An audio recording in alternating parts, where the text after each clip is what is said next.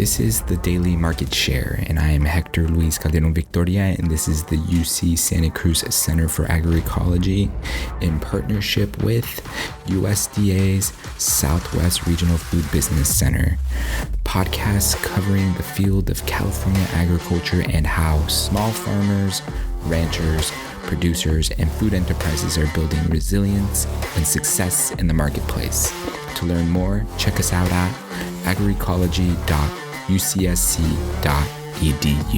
In this episode, we'll be speaking with the education manager from the California Certified Organic Farmers, also known as CCOF Foundation, who leads the educational initiatives supporting organic producers throughout California. My name's Molly Nakahara, and I am currently the education manager at the CCOF Foundation. So that's the California Certified Organic Farmers Foundation.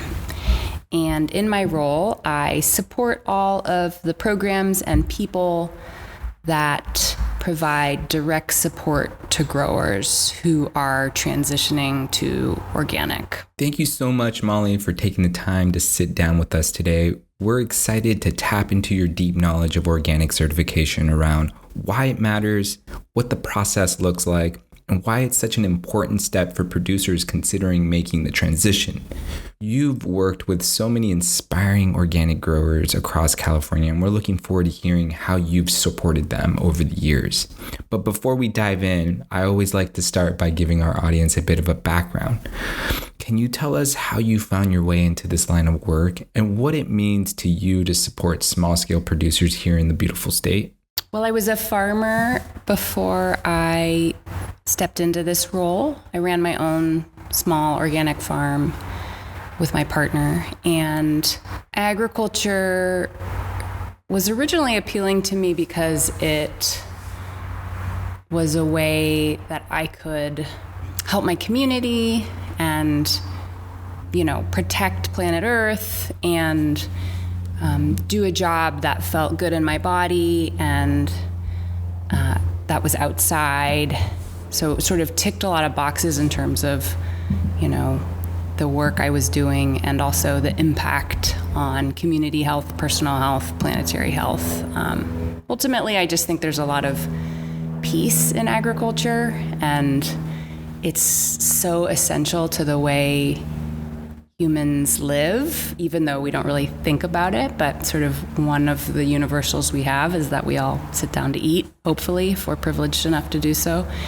And it feels like a really unique and ripe place to maybe spread a little bit of that peace in other people, which is why organic agriculture in particular is appealing to me, because it presents a lot of sort of solutions to the challenges we're all facing today. Thanks, Molly, for sharing a little bit about what keeps you in this work, as I know that as a part of your work at CCOF Foundation, as well as a farmer yourself, makes it a whole lot easier for you to bring the education material to both farmers and consumers of organic produce.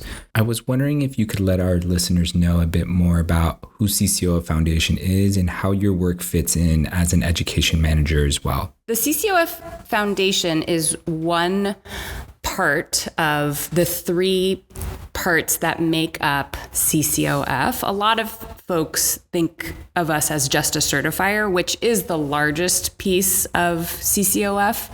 We are a certification body, which means we are accredited by the USDA, by the federal government, to verify organic production and to give out organic certification to farms. And so that's the certification side of our organization, and it's the largest piece.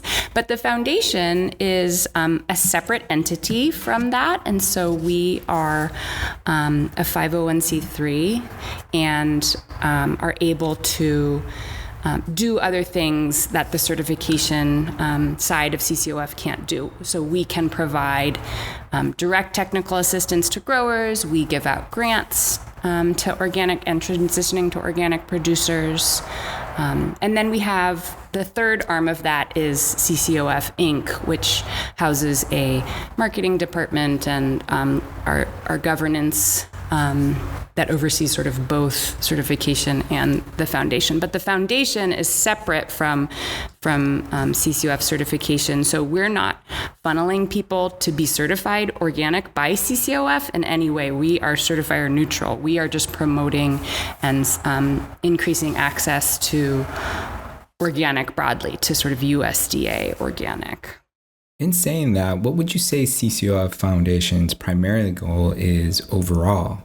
We are really guided by our vision to live in a world where organic is the norm, right? So where everyone is eating food, everyone has access to food that is free of harmful pesticides, and farm workers are working in an environment where they are not having to be exposed to harmful chemicals, where farming ecosystems are being enhanced, where on-farm biodiversity is thriving, and where agriculture is a critical and core solution to the current climate crisis. So we really look toward that vision where it's not an exception, it's accessible to all. And in order to do that, we fund farmers who want to transition to organic. That's a big piece of the work we do at the foundation. We raise money through private donation and through grants to give an organic transition grant to growers, predominantly growers who don't have access to a lot of other support or come from communities that have been historically underfunded and underserved by other agricultural support in the U.S. So our organic transition grant is $30,000 grant. It's $10,000 a year over 3 years, and with that comes access to technical assistance to help with the specifically organic side of a production system. And so that often ends up being like understanding and interpreting regulation, how to build record-keeping systems required to sort of verify organic practices, how to fill out all the different paperwork that's required, because certifying organic unfortunately requires a lot of the burden of proof is on the grower, and so that's a whole sort of learning curve for folks who are transitioning into an organic system. So we know we want farmers to be organic. We want them to tend the land organically. And to do that, we need to invest in them, both with money and with time and expertise. So that's a big piece of what we're doing. We also have a grant called the Future Organic Farmer Grant that is investing in people's education. And so students who may be at like university level studying within the organic agricultural field, or farmers themselves who are taking trainings to further their own expertise and ability to have a successful business. So that is another great grant that we do, sort of investing in the workforce of organic agriculture. And then we have a hardship grant, Brickmont Hardship Relief Grant. That is the only hardship disaster relief grant for specifically organic producers. So that is for when the unexpected happens on the farm, be it a climate-related disaster or an illness in the family or a market crisis, you name it. There's so many unexpected things that can happen. And as you know, farmers don't often have a lot of cushion or buffer for unexpected events. So we have that open on a rolling basis to respond to sort of on-farm crises as they come up. I'm sure many of our listeners are excited to explore some of the incredible grant opportunities you've mentioned. Could you share a bit more about how you approach outreach and education, and how you help connect farmers with the great resources CCOF offers? To talk a little bit more about the education side of the work that the foundation is doing, we have a few different ways that people can learn more about organic and get direct support to support their transition to organic. One is we host organic office hours every week. So every week, Tuesday at 11, you can jump on a Zoom, you could listen in from your field or from your packing shed, and there's an organic expert on the line ready to answer any question that you might have about organic practices or things that are allowable in organic, interpreting organic regulation, whatever it might be. There's someone there to help you learn and, ask whatever question you might have. And great place to find out, get that Zoom link is on the CCOF website, which is just ccof.org. And then you can click on the events link, and that will show you when the next organic office hours is coming up and how you can join. We also have a organic mentorship program that's just rolling out. The USDA, for the first time ever, really invested in expanding organic nationwide, and the CCOF Foundation is the regional lead for the sort of West-Southwest transition to organic partnership program funded by the USDA. So we're supporting and helping fund projects from Texas west to California and then all the way over to Hawaii to help expand access to organic learning and on the ground for farmers across the West. And in California, we're running those programs, and one of them is a mentorship program. And the goal is that we'll connect experienced organic producers with transitioning to organic or newly organic producers for that on-the-ground learning.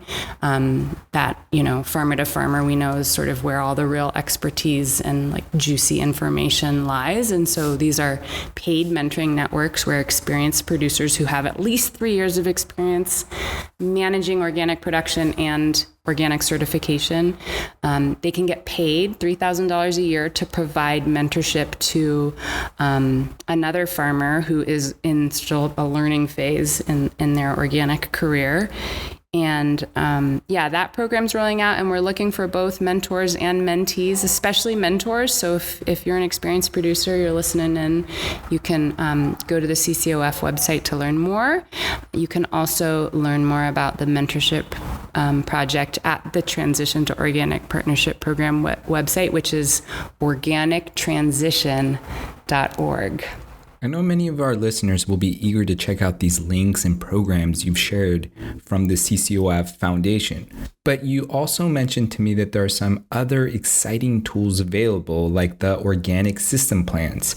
Can you tell us more about what those are and how they support producers? Yeah, so another exciting offer that we have available to growers is direct help, one-on-one support to write organic system plans. So an organic system plan is the living document, the many-paged living document that outlines organic practices on the farm and ensures that a farmer is adhering to the federal regulation, right? Because there's actually a rule that determines what is and is not organic in the United States, and that's why it's a marketing claim that we can, you can have that little organic seal at the grocery store, and what that seal means to consumers, and it's widely trusted, is that somebody has gone out to a farm and verified, yes, in fact, this is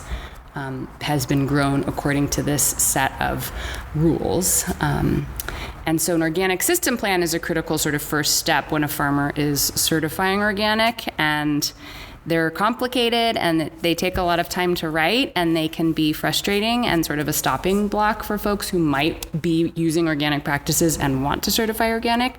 So we have, for free, staff who can sit down with folks and help them fill out their organic system plan. And if you want to learn more about doing that, you can reach out directly to me. My email is mnakahara, that's MNAKAHARA @ccof.org. Another question I'm sure many of our listeners might be asking themselves is, why organic? Why does it matter? For some, organic might just seem like a label, but for producers and consumers alike, it can represent something much deeper. Whether it's about sustainability, soil health, food safety, or supporting local farms, can you help us unpack that a bit? Why is organic certification important? And what are some of the core values behind choosing organic, especially here in California? Well, like I was saying, organic is a rule in the United States. So the 1990 Organic Food Production Act sort of governs what organic means. And to step back a little bit from that, organic is a production system, like a farm and ranch production system, a land management system that is grounded in stewarding and enhancing the ecosystem in which farm and agricultural products are produced. And so core tenets to that are enhancing biodiversity, protecting watersheds, and building and stewarding soil. And I'd like to add at this point something that's really critical to me, and I think to all of us at the CCOF Foundation, is understanding that organic, as we know it today, the practices that are sort of codified into law through this Organic Food Production Act, then employed widely on organic farms around the United States. These are ancient practices. Many of them have been passed down through farmer-to-farmer networks rooted in indigenous farming communities across the world, and have come and influenced U.S. agriculture through that lineage of immigration and people coming to America, and also through sort of academia and different folks who were scientists learning about food production systems.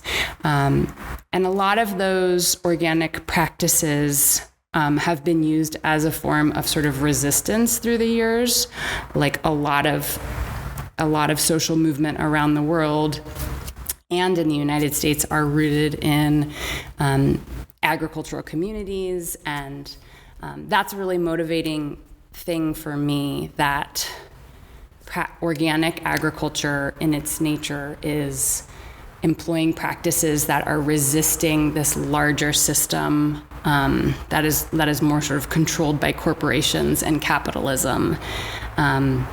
And it's a form of resistance to this other way of being that is being imposed on us. And I love uplifting that and being inspired by that lineage of these practices, whether it's from India or from Central and South America or Africa.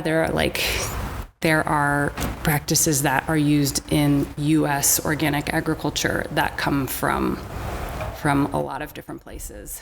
And so why might a farmer choose to be organic? Well,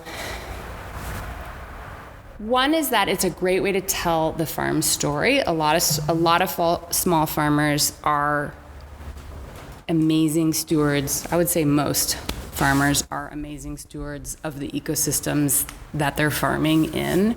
They're out there, they're communing with the community of beings where they're growing food and protecting and enhancing those ecosystems.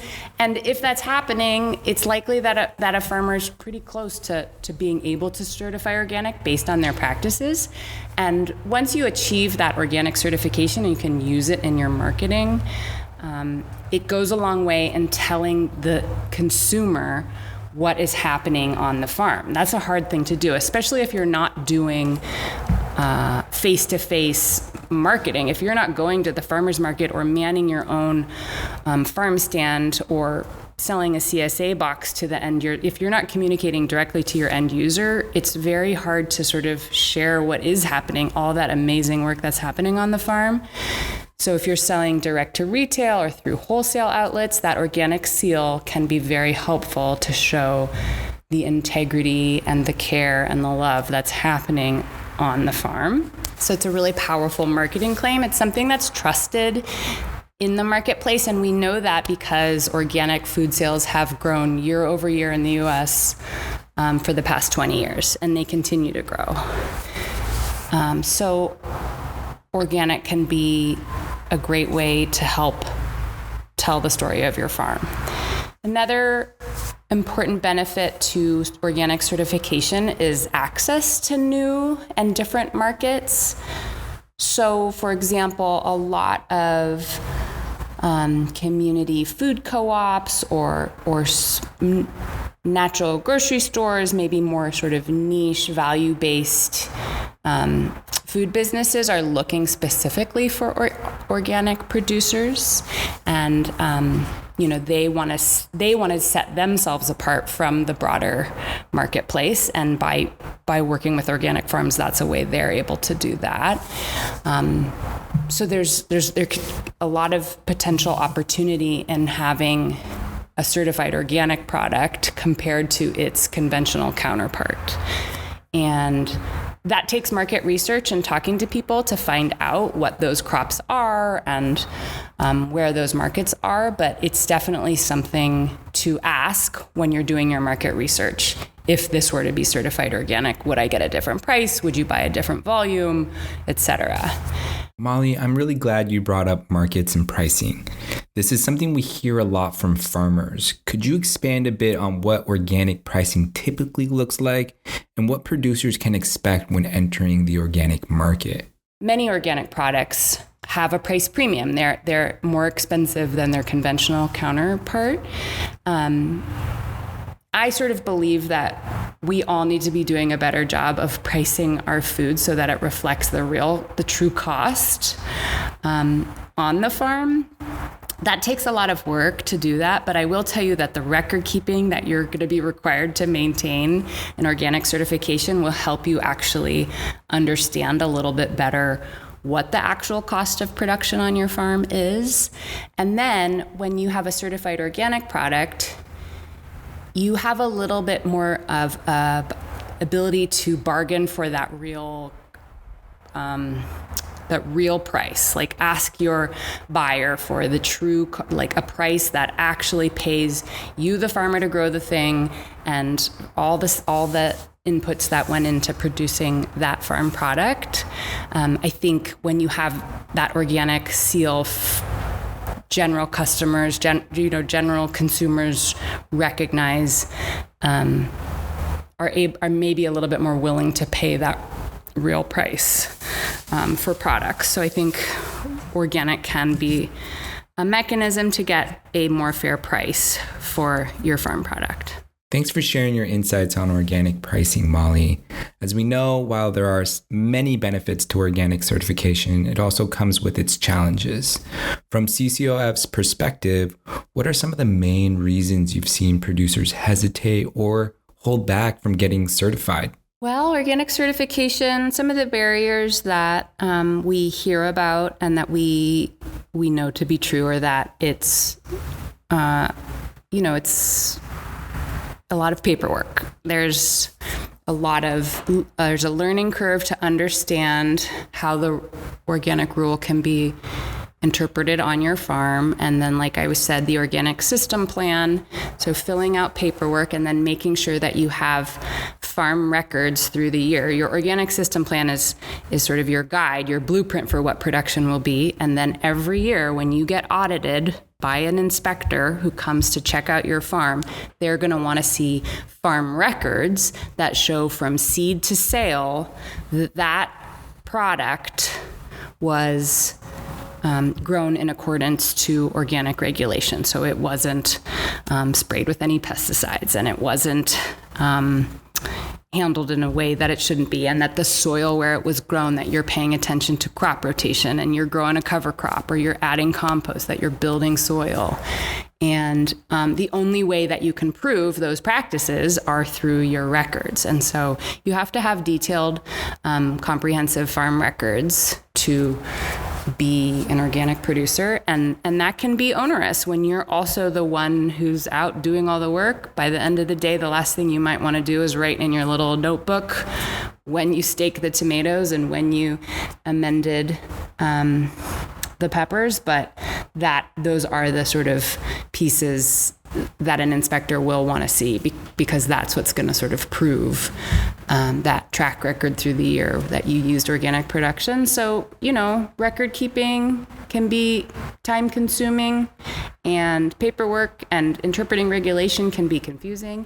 And then on top of that, there's added cost. So, on a large scale, I think labor costs associated with like weed control specifically are an issue, a concern. So, it's easier, maybe, I don't know, but there's costs that come down the line if a big, you just blanket the floor of a walnut orchard an herbicide versus figuring out another way to manage the understory for harvest. So I think some larger producers, there's true cost of production that need to be considered, but I would argue that, those costs are still happening. They're just coming down the line, in terms of worker health and the health of your farm ecosystem and et cetera. So you do have to pay for organic certification too. So, you're going to have to pay for and your inspector to come out, and then you'll pay an annual fee to your certifier.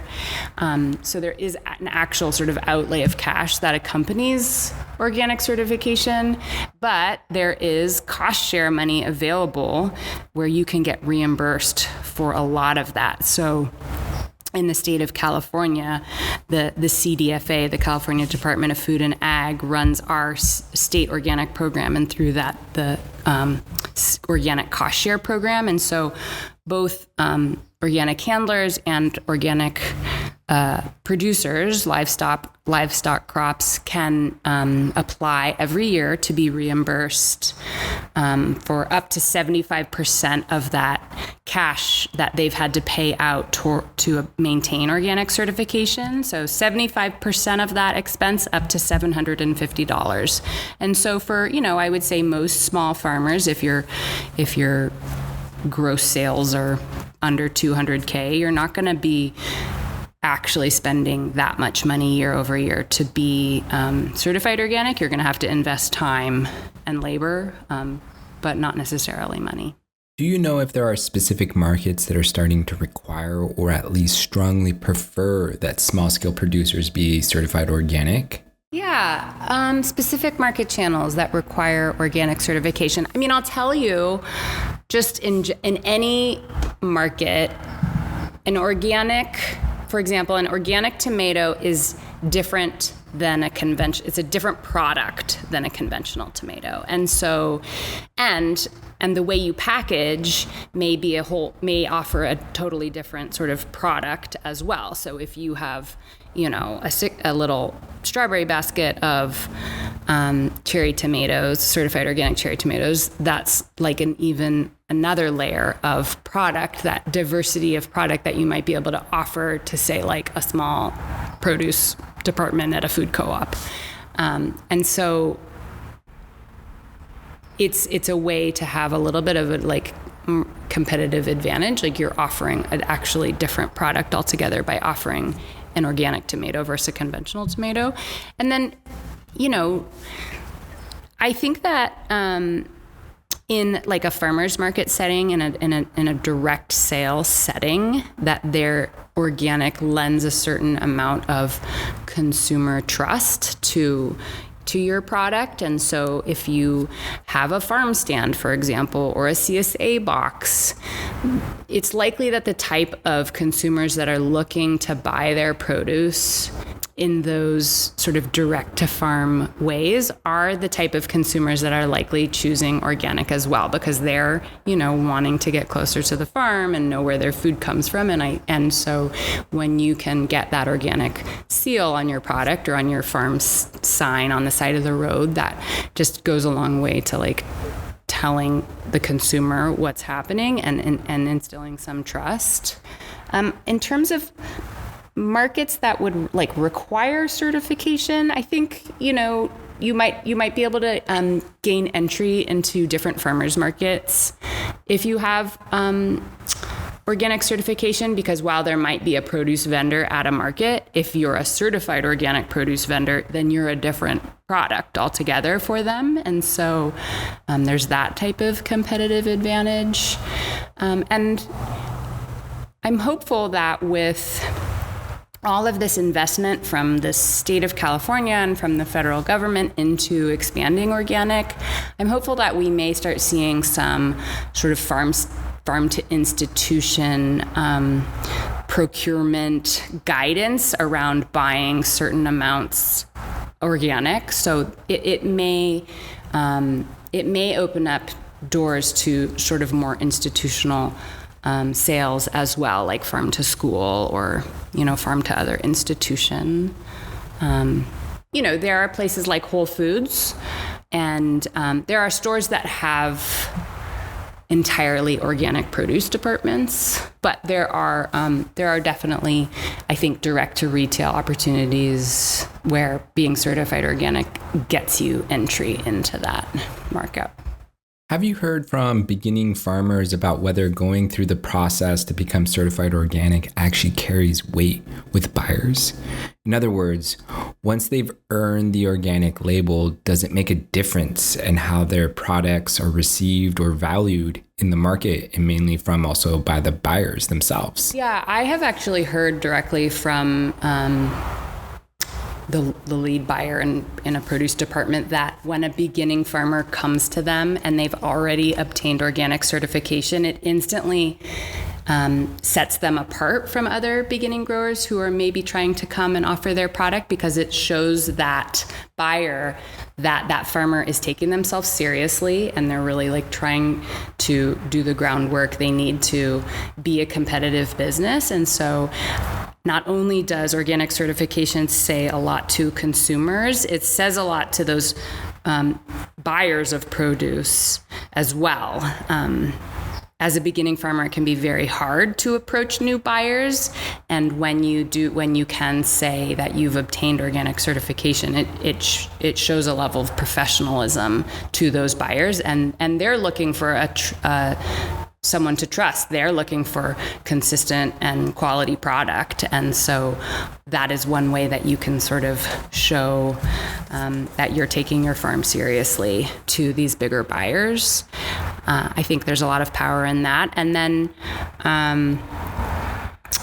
I always tell growers, you really want to sell your product before you've grown it. And so when you can go to a buyer or a restaurant chef or a produce department, or even a food bank that maybe has a produce buying program, and say you're an organic grower, what are they looking for next year? So you can start crop planning for the needs of your market, and not that being organic is something that you should do that practice whether or not you're organic, but when you are organic, it offers them this alternate, they could have conventional tomatoes and they could have organic tomatoes. And so, it's another consideration that they'll make in helping you figure out what crops may sell to them best. And so, crop plan with your buyers as much as you can, and put that organic foot first, because there might be specifically organic things that they're looking for, that their buyers or their consumers want. We also know that some organic certifiers are now offering food safety certifications as well. Since CCOF does offer Good Agricultural Practices certification, also known as GAP, we'd love to hear what your take on that is, and can you tell us more about what GAP certification involves and what kinds of opportunities it can open up for producers? I won't speak specifically. Like I said before, I'm not trying to sell CCOF certification, but just organic in general. But many certifiers out there have different certifications they offer. So food safety being one of them.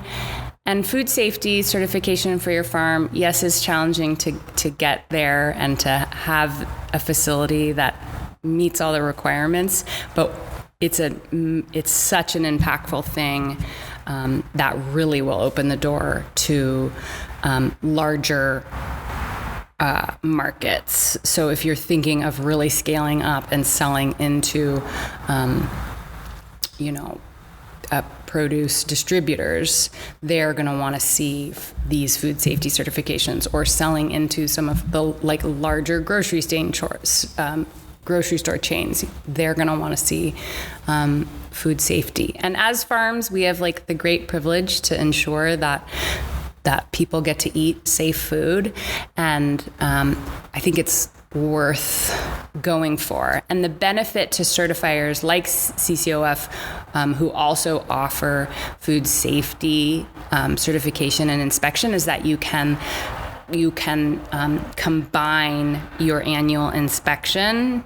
If you're getting both your organic certification and your food safety certification from one specific certifier, you can combine that inspection. There are inspectors who can do both an organic inspection and a food safety audit at the same time. And so that can save you a little bit in terms of cost. It can save you in terms of time on your farm. And it can help you see how similar farm records that you're keeping could be used for both organic and for food safety. So in both of those verifications, what's really being looked at is an audit trail. Sort of, can you trace back from a sale to where the product was stored, to how you labeled it, so that we can see which field it came out of, on what day, and what practices were used in the field, tracing all the way back to when that sort of product started on your farm, either as a seed or an animal or maybe a seedling that you bought in, et cetera. So that audit trail is really similar in both food safety and organic inspection. And so it's wise to look at all of those together and to learn if your certifier has any sort of bundling that they can offer to help you not only manage both certifications with efficiency, but then spend a little less money by sort of coupling those inspections and systems together. For listeners who are wanting to learn more about the amazing work you're doing as the education manager at CCOF Foundation, where can they go to find more information about the grants, the resources, and everything you've mentioned on this episode? I want you to visit organictransition.org. That is the National Transition to Organic Partnership Program website. There is a huge amount of resources on that website. It's a great place to start diving into learning more about organic. It's also the place you're going to want to go to apply for mentorship, be it in California or any state. So organictransition.org is a great resource. And then, of course, visiting the CCOF website, which is ccof.org. And then I invite anyone to reach out directly to me. My email's mnakahara@ccof.org. And my phone number is 831-824-6115. Also, does CCOF Foundation have other ways in which farmers can get daily or monthly information, such as newsletters or forums that folks can get updates on? Yes, we have a newsletter, CCOF newsletter. It's chock full of information about stuff that's going on in the foundation and in sort of the organic world at large.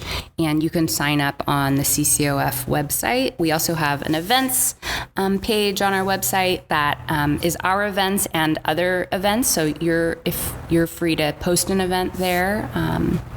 And we have an organic classifieds section where you can see different job opportunities. And we also have, of course, a directory of organic farms that are certified through CCOF, which is a fun thing to check out as well.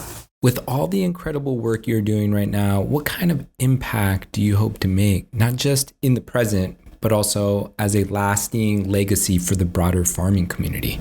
I think if I can help indirectly, directly, one farmer live out, their dream and find success as an organic producer, that's a legacy I'm going to feel really proud of. I guess I'll add, organic is a really powerful thing on farm. It can help a farmer to understand their farm and be accountable to sort of the record-keeping systems that is going to help them make great decisions year by year. It's something that can help consumers understand what's going on the farm. It's a framework for farmers to learn more about practices that ultimately benefit the ecology, the ecosystem of their farm, which in turn then helps them produce better product and achieve higher yields over time through like a really rich, beautiful farm ecosystem. And so, if you're thinking about going organic, I'd just say look into it a little bit more, because it's a really cool sort of gateway into being, that mad scientist farmer that is inside of all of us, that is like constantly wanting to learn more about the system that we're observing and celebrating day in and day out. So, nothing better than when you hear a farmer who's recently transitioned to organic start to be in a little bit more community with the ecosystem around them. So the first time they see and appreciate a hawk that's flying overhead, or the first time they understand, the difference between having a weedy field or having a field where there's living roots and cover over the soil, and that's actually something that could benefit the crop they're growing. There's just this amazing system that we're working in, and organic is a really great framework to learn more and deepen those connections. Thanks for listening to the Daily Market Share podcast. If you like what you heard, you can check out more stories like this one at www.agroecology.ucsc.edu or on our YouTube, so please subscribe to our channel. By the way, if you rate and share this podcast, it will help other people discover it, so please don't forget to subscribe, like, and share. This story was produced by UC Santa Cruz Center for Agroecology in partnership with USDA's Southwest Regional Food Business Center. We hope that the information that we provided is helpful for all of our small producers in the state of California. I'm Héktor Calderón-Victoria, and I want to give a special thanks to our center staff team, including Tim Gallardo for editing and production advising and support. I also wanted to give a huge thanks to Molly for sharing your expertise as a farmer and as an organic advocate, for taking the time to sit down with us to share your wisdom. We know our listeners will get so much value from all the incredible insight you've provided in this episode, so thank you for everything you do and represent. All of the individuals represented come from different skills and knowledge and are from different geographies around Northern California's 14 sub-regions near the coast and different areas of concern in the agricultural business sector.